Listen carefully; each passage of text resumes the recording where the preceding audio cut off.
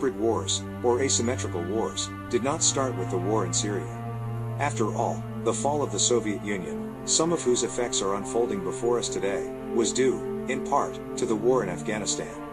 Two nuclear powers in an intense competition to control the world cannot clash directly without the risk of a catastrophic outcome. Instead, they clash through proxies on one side, the Saudi-sponsored and radicalized Mujahideen, and Soviet-supported and armed government of Afghanistan. Fast forward to Syria 2011. When the UNSC failed to adopt a resolution to greenlight a military intervention to overthrow the government there, Western actors and their regional allies secured the best next thing, a resolution authorizing military action against the Islamic State in Iraq and Syria, ISIS, which allowed many of them to send troops to Syria under the pretext of fighting terrorism. With boots and hardware on the ground, some of these governments, including the US and Turkey especially, were able to strike against targets they labeled as terrorist and, importantly, built armed groups that allowed them to take and hold territories inside Syria. After a couple of military operations, Turkey was able to carve out regions in northwest, Afrin, and northern Syria and hand it over to the Syrian National Army, SNA, and other armed groups under its control. In addition to these regions directly occupied by Turkey, Turkish armed forces established observation posts in Idlib province, a region controlled by al-Qaeda affiliates and former affiliates including Hayat Tahrir al-Sham, HTS.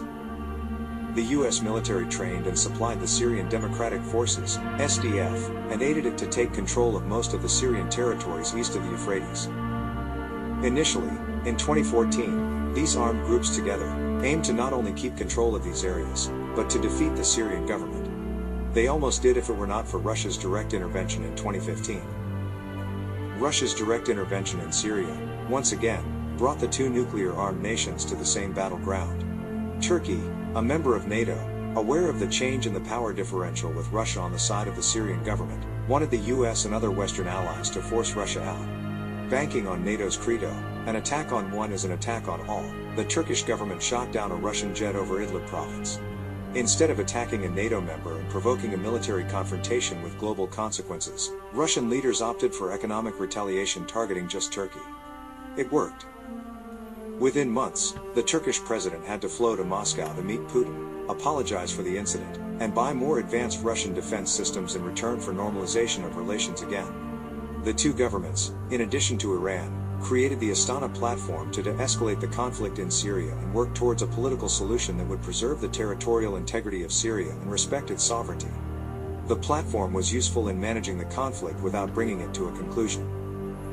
Foreign troops are still in Syria and, importantly, armed groups are still controlling about 30% of Syria. What is important, in my mind, is that all these entities, state and non-state actors, have committed and continue to commit egregious human rights offenses. What is certain, though, is that no one will be held responsible for these human rights offenses, including those documented by an independent commission in 3 different reports thus far. The reasons: they are committed either by a superpower that acts above the law, by non-state actors who are shielded by a superpower, or by armed groups supported by a superpower. The latter would dissolve themselves once their functions are realized and they are no longer needed. As soon as the war in Ukraine broke, leaders of that country called on people from around the world to join their fight. There is no evidence that Ukraine ever sent its people, in such an organized fashion, to support other communities devastated by wars. Many were illegal wars of aggression. Yet, here we are, Ukraine is enabling its embassies around the world to facilitate the transfer of volunteers.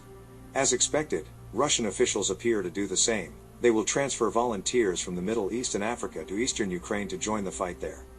Another proxy war is underway. The biggest advantage of proxy wars is not the ability of non-state actors to win battles and wars. Their value is in their role as a scapegoat on whom to peg the blame for all human rights crimes without ever holding anyone responsible, since these non-state actors are disposable after use. The brief overview of what happened in Syria is a prediction of what will happen in Ukraine should these superpowers and their regional allies follow the same path and engage in endless proxy wars. In this case, the superpowers will pay economic and political costs. However, those interested in human rights and advocating for the most vulnerable, the cost is much steeper because many will pay with their lives, some will pay with their bodies, and others will pay with their homes, and no one will ever be held accountable.